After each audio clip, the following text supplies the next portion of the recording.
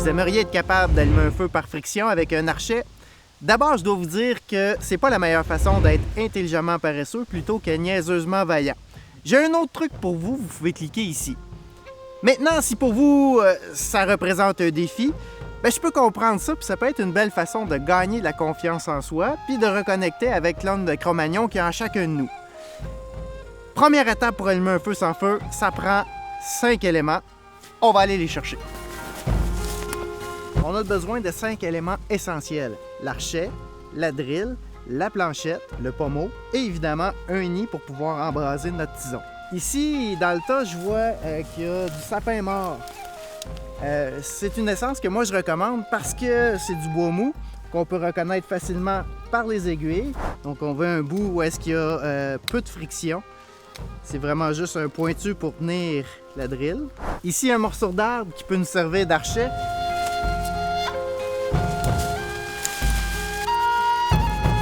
Là, on a notre archet en bois vert. Puis dans le même arbre, ben, je vais faire le pommeau pour tenir la drille. Merci. Pour la planchette, il faut prendre du bois qui est parfaitement sec. Donc l'idée en fait, c'est de couper le morceau jusqu'à la craque, jusqu'ici. Et de là, essayer entre deux arbres de fendre le morceau pour garder une palette seulement. Et voilà, on a une planchette. Donc là, ce que je cherche à faire, c'est faire un cylindre comme ça, où est-ce que je vais pouvoir bourrer ça de petites écorces de bouleau, vraiment coupées très fines.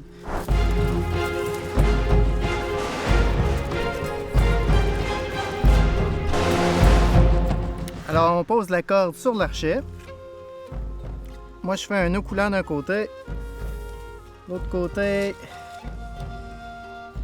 avec une tension moyenne, on va pouvoir entrer notre drill et la coincer. Donc, il faut laisser un certain mou au début. Mais la corde en chauffant, elle va se réinstaller puis ça va venir encore un peu plus mou. Avec le couteau, il faut faire un trou du côté du pommeau. S'assurer que le trou il est assez grand en fait parce que l'idée c'est vraiment qu'il y ait moins de friction possible ici. Avec le bout de la drille qui devrait être le plus pointu possible pour éviter la friction, même chose. Étape suivante, la planchette.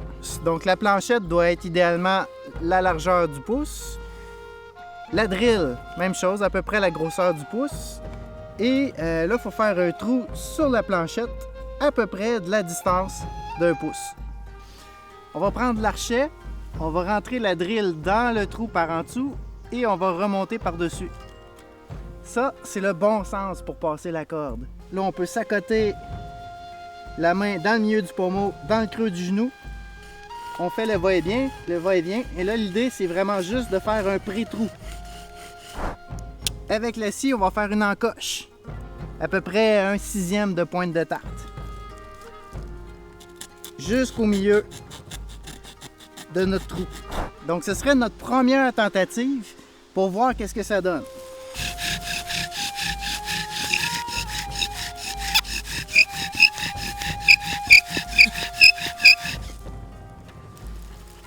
On a 2 tisons.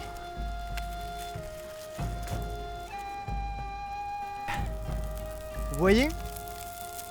C'est magique. C'est possible d'allumer un feu. Oh. Voilà, c'était comment allumer un feu par friction avec un archet. Donc, si je résume, ça vous prend 5 outils. Donc, un archet solide.